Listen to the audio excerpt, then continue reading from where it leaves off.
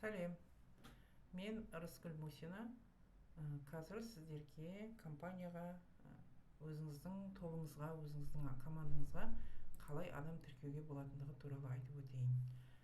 Ол үшін алдымен Oriflame сайтына кіреміз. Өзіңіздің тіркеу номеріңіз бен пароліңізді басасыз. Оған войти деп басып кіреміз.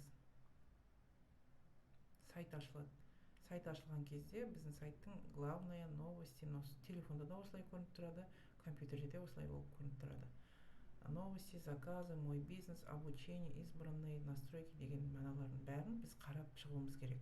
Әсіресе осының ішінде обучениені ашып, академия красоты, академия стиля, Oriflame дегендердің бәрін күнде қарап отыратын біздердің сабақтарымыз. Навыки успешного консультанта, навыки успешного лидера дегеннің бәрін, егерде сіз осы компанияда жетістікке жете білетін болсаңыз, күнде соның бәрін ерінбей қарап шығу керек. Енді өзіңіздің тобыңызға, танысыңызды, не болмаса командаңызға бір адамды тіркеу үшін мой бизнес деген жерді басасыз. Мой бизнес дегеннің ішінде рекрутирование дегенді басамыз. Рекрутирование ашылғаннан кейін зарегистрировать нового консультанта деген жерді басамыз.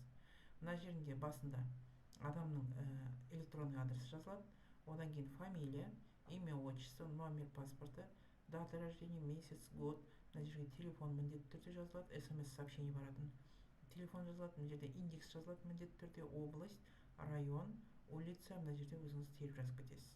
Және де егерде сіздің командаңызға, жеке командаңызда сіздің растущий командаға тіркелген болу керек, сіздің өзіңіздің өсіп келе жатырған командаңыздың ең соңғы адамын қарайсыз распечаткіден, сол ең соңғы адамның номерін жазасыз. Мына жерге мысалы ең соңғы адамның номерін жазыңыз да сол кісіге тіркейсіз адамыңызды. Егерде тікелей туған апаңыз, не ағаңыз, не мамаңыз, не папаңыз, не жолдасыңыз, не бауырыңыз болатын болса, онда ондай адамдарды тікелей первый уровеньге өзіңізге тіркеуге болады, өзіңізге жақын жерге. Ал егерде былай тіркейтін адамдарды растущий командаға өзіңіз соңында қарап отырып распечаткамен тіркеу керек. Ең соңында зарегистрировать деген жерді басамыз. Мысалы жерге мен қазір жерде жазып кетейін. Былай мысалы не жазылады? Адамның электронный адресі жазылады. Одан кейін мына жерде фамилия. Одан кейін мына жерде мысалы аты жөні. Аты жөнін жазғаннан кейін отчествосын жазасыз міндетті түрде.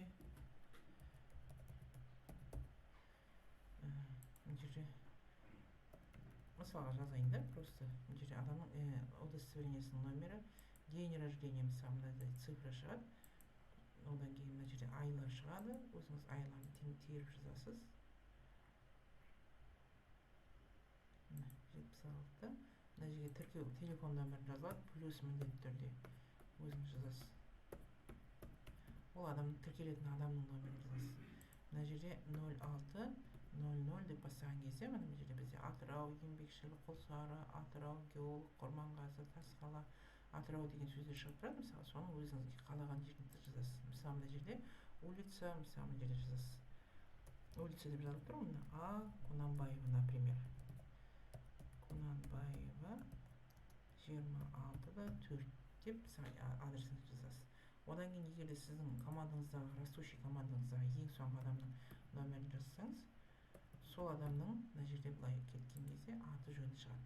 Фамилия, имя, отчествосы шығады.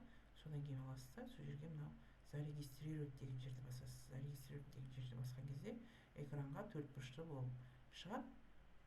Яғни ол уже адамның тіркеу номері мен фамилия, имя, отчествосы шығады. Енді мен мына жерде сіздерге просто пример ретінде келтіріп отырғандықтан кейін мен оны ол жерді баспаймын, өзім жазып отырмын да. Солай сөйтіп командаға адамыңызды тіркейсіз. Одан кейін документін компанияға жіберіп, ол кісімен ары қарай заказ салуды үйретіп, сол уже командаға кісі тіркеуді шақырып үйретуіміз керек. Ешқандай қиындығы жоқ деп ойлаймын. Осы сонымен бәріңізге зейін қойып тыңдағандарыңызға көп рахмет.